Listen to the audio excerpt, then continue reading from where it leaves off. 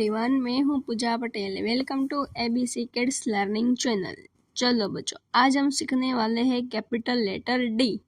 तो चलो अब हम स्टार्ट करते हैं। D D D D for dog, D for duck, D for drum.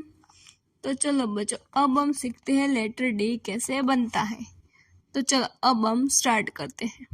Standing line curve, standing line curve, standing line curve. Wow, capital D is ready. तो बच्चों, आपको भी समझ में आ गया होगा कैपिटल डी कैसे बनता है। तो जैसे मैंने बनाया है वैसे ही आपको बनाना है एंड सीखना है। तो चलो बच्चों, अब हम मिलते हैं नेक्स्ट वीडियो लेटर ई में। तब तक के लिए बाय बाय।